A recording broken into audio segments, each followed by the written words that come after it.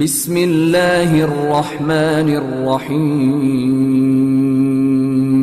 یہ دونوں فرشتے غلطی نہیں کر سکتے۔ نیکی ہوگی تو نیکی لکھیں گے، 9 گھنٹے کے بعد گناہ بھی لکھ لے گا یہ فرشتہ۔ یہ غلطی نہیں کرتے۔ کیوں نہیں کرتے؟ کہ معصوم ہے۔ پتہ چلا معصوم کہتے ہی اس کو ہیں جو غلطی نہیں کر سکتا۔ اب میں جہاں لے جانا چاہ رہا ہوں، معصوم کہتے ہی اس کو ہے جو غلطی نہ کر سکے۔ اب پتہ چلا اللہ نے آیت تطہیر کن کی شان میں نازل کی ہے؟ قرآن کی آیت ہے۔ مجھے ذوالقرنین شاہ کہہ رہے تھے کہ ذرا ماں پہ پڑھیے گا تو آپ سن لیں 2 جملے، اگر اس طرف والے تھوڑا سا آمادہ ہو جائیں۔ قرآن کی آیت ہے، انما یرید اللہ لیذھب عنکم الرجس اہل البیت ویطہرکم تطہیرا۔ اے اہل بیت نبی، اللہ کا ارادہ ہے کہ آپ سے ہر قسم کے رجس کو، ہر قسم کی برائی کو ایسے دور رکھے جیسے دور رکھنے کا حق ہے۔ تو اس کا مطلب کیا ہوا؟ فرشتے لکھتے ہیں اعمال، ان سے غلطی نہیں ہوتی۔ تو اللہ نے پورے قرآن میں چیلنج کر کے بات کر رہا ہوں، یہ ویڈیو بن رہی ہے، اس کو ضائع نہیں کیجیے گا۔ پورے قرآن میں اللہ نے کسی بھی کافر کے فعل کو اپنا فعل قرار نہیں دیا۔ آپ قرآن اٹھا کے دیکھ لیں، اللہ نے کسی کافر مشرک کے فعل کو اپنا فعل قرار نہیں دیا۔ صرف 3 ہیں جن کے فعل کو اپنا فعل قرار دیا، یا تو انبیاء ہیں آدم علیہ السلام سے لے کر اور آخری نبی تک، یا فرشتے ہیں جن کے فعل کو اللہ اپنا فعل قرار دے رہا ہے، یا اولیاء اللہ ہیں جن کے فعل کو اللہ اپنا فعل قرار دے رہا ہے۔ اللہ کہہ رہا ہے ہم لکھتے ہیں، لکھتے فرشتے ہیں۔ ید اللہ فوق ایدیہم، یہ آپ کے ہاتھ پر بیعت نہیں کر رہے، میرے ہاتھ پر بیعت کر رہے ہیں۔ اس کا مطلب ہے اللہ نبی کے ہاتھ کو اپنا ہاتھ قرار دے رہا ہے۔ وما رمیت اذ رمیت ولکن اللہ رمی، یہ کنکریاں آپ نے نہیں پھینکی ہیں بلکہ مجھ اللہ نے پھینکی ہیں۔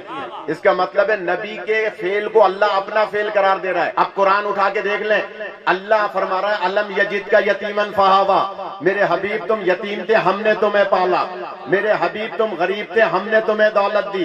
پالا جناب ابو طالب نے تھا، دولت جناب خدیجہ نے دی تھی۔ ماننا پڑے گا ان کے فعل کو اللہ اپنا فعل قرار دے رہا ہے۔ اس کا مطلب کیا ہوا؟ کون بی بی خدیجہ، جن کے فعل کو وہ ایک ماں ہے، اور کس کی ماں ہے؟ سیدۃ النساء العالمین کی ماں ہے۔ بس آخری جملہ کہہ دوں اگر اجازت دیں ماں پر، کہ یہ کن کی ماں ہے؟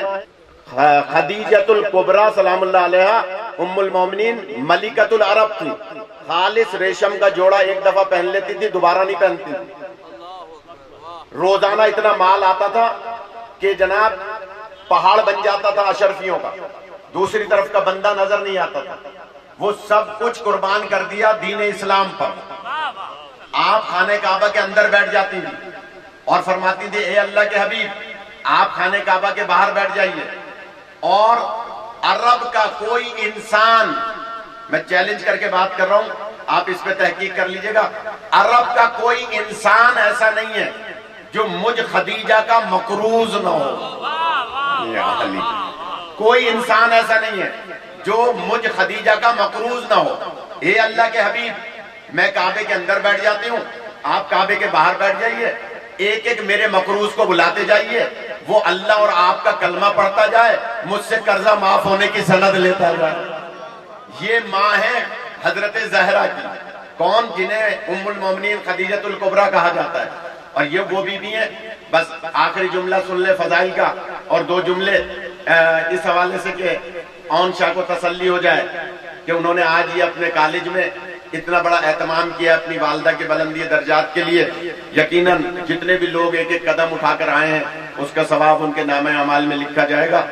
جب بی بی خدیجہ شیب ابی طالب میں پتے کھانے پر مجبور ہوئی، اسلام کی خاطر پتے کھاتی تھی اور شکر خدا کرتی تھی، جو بی بی خالص ریشم کے قالین پہ قدم رکھتی تھی، اس کے علاوہ قدم نہیں رکھتی تھی۔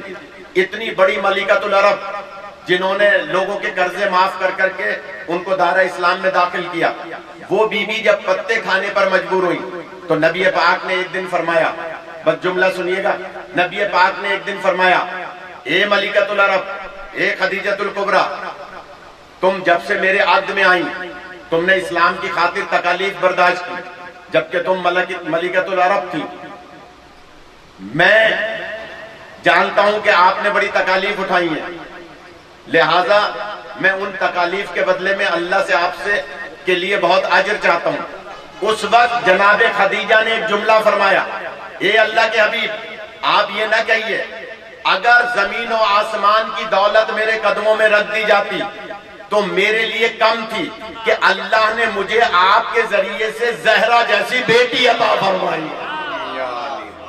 خدا نے مجھے زہرا کا ماں بنایا، یعنی زہرا کی ماں ہوں میں، خدیجۃ الکبریٰ۔ کون؟ جو سیدۃ النساء العالمین ہے، جو بی بی سردار ہیں تمام عورتوں کی، جنتی عورتوں کی سردار۔ خوش قسمت ہیں آپ عائشہ کہ آپ کی ماں کی بلندی درجات کے لیے اتنے شیعہ سنی حضرات یہاں تشریف لائے ہیں، آپ خوش قسمت ہیں۔ بس گزارش یہ ہے کہ ان کو نیک اعمال میں نہ بھلائیں، ان کے جو لیے روزانہ کچھ نہ کچھ کار خیر کریں۔ اور امام صادق فرماتے ہیں نیک اولاد والدین کے لیے باقیات و صالحات میں ہوتی ہے۔ آپ کوئی نیک کام کریں گے، میں نے تو ایک روایت پڑھی کہ اولاد اگر نماز اپنی بھی پڑھ رہی ہے، اپنی فرض نماز پڑھ رہی ہے، اس میں بھی اس کے والدین کو ثواب مل رہا ہے۔ فرض اپنا ادا کر رہا ہے، ثواب ماں باپ کو مل رہا ہے۔ پوچھا نبی پاک سے کسی نے، سرکار یہ تو اپنا فرض ادا کر رہا ہے، والدین کو کیوں ثواب مل رہا ہے؟ فرماتے ہیں اگر والدین نہ ہوتے تو یہ نیک اولاد کیسے پیدا ہوتی؟ اگر یہ نیک اولاد نہ ہوتی تو اللہ کا سجدہ کیسے ہوتا؟ اس کا مطلب یہ ہوا کہ نیک اولاد باقیات و صالحات میں ہے۔ بس لاکھوں سلام اس زہرا پر کہ جو صبح شام اپنے بابا کو یاد کیا کرتی تھی اور صبح علیہ مصائب ان کا نوحہ پڑھا کرتی تھی۔ میں صرف 2 جملے عرض کروں گا۔ حضرت زہرا کی پوری زندگی تبلیغ اسلام میں بتایا۔ جب نبی پاک نے پوچھا تھا کہ بیٹی میرے ساتھ ایک شخص ہے جو گھر میں داخل ہونا چاہتا ہے، تو بی بی نے فرمایا کہ بابا ذرا رک جائیے، میں اپنی چادر درست کر لوں، میں اپنا پردہ صحیح کر لوں۔ تو نبی ہم تک بات پہنچانے کے لیے، میری ماؤں بہنوں تک بات پہنچانے کے لیے فرماتے ہیں بیٹی زہرا وہ تو نابینا ہے، وہ تو نابینا ہے، اگر گھر میں آ رہا ہے تو نابینا ہے۔ بی بی فرماتی ہے بے شک بابا وہ تو نابینا ہے لیکن میں تو نابینا نہیں ہوں۔ لہذا بی بی نے دنیا میں یہ بتا دیا۔ جب پوچھا کسی نے کہ عورت کے لیے سب سے زیادہ زینت کی کون سی چیز ہے، تو بی بی فرماتی ہیں عورت کے لیے سب سے زیادہ زینت ہی ہے، زینت۔ ہمارے ہاں میک اپ کو زینت کہا جاتا ہے، بی بی فرماتی ہے زینت عورت کے لیے یہ ہے کہ کوئی نامحرم اسے نہ دیکھے، وہ کسی نامحرم کو نہ دیکھے۔ حضرت زہرا نے اپنی زندگی میں یہ بتا دیا کہ زندگی کیسے گزاری جاتی ہے، اور جب دنیا سے جا رہی تھی تو دنیا والوں کو بتایا کہ دیکھو مجھ پہ اتنے مصائب ڈھائے گئے کہ اگر روشن دن پر ڈھائے جاتے تو وہ تاریکی شب میں تبدیل ہو جاتے، اور اگر وہ پہاڑوں پر ڈھائے جاتے تو وہ ریزہ ریزہ ہو جاتے۔ میں کہوں گا عائشہ آپ کی مادر گرامی خوش قسمت تھی کہ آپ کی انہوں نے تربیت کی، آپ کو ایک نیک سالے دنیا میں اللہ کے لیے، تبلیغ کے لیے، ترویج کے لیے دنیا میں ذریعہ بنی آپ کے آنے کا۔ بس آپ ان کو شب جمعہ ضرور یاد کیجیے گا، اور اپنی ماں کو شب جمعہ یاد کرتے ہوئے حضرت زہرا کو یاد کیجیے گا، اس لیے کہ میں پرسوں آیا ہوں حج سے، تو حضرت زہرا کی قبر پر دھوپ بھی پڑتی ہے، ان کی قبر پر اوس بھی پڑتی ہے۔ بی بی کہا کرتی تھی کہ مجھ پر ایسے مصائب ڈھائے گئے، تو کسی نے پوچھا کہ وہ کون سے مصائب تھے؟ میں نے اپنے استاد سے پوچھا تھا قبلہ بی بی گھر میں روتی تھی، دکانداروں کو کیا تکلیف ہوتی تھی؟ تو استاد فرماتے تمہیں نہیں پتا، جب رسول کی بیٹی گھر میں روتی تھی تو مدینے کے پہاڑوں سے رونے کی آواز بلند ہوتی تھی، مدینے کے درختوں سے رونے کی آواز بلند ہوتی تھی، اور دکاندار کہتے تھے کہ علی جا کر زہرا سے کہیے یا تو رات کو رویا کرے یا دن کو رویا کرے، اس لیے کہ ہمارے کاروبار میں خلل پڑتا ہے۔ میں کہوں گا خدا بندہ حضرت زہرا کے صدقے میں مرحومہ کے درجات کو بلند فرمائے۔ بسم اللہ الرحمن الرحیم۔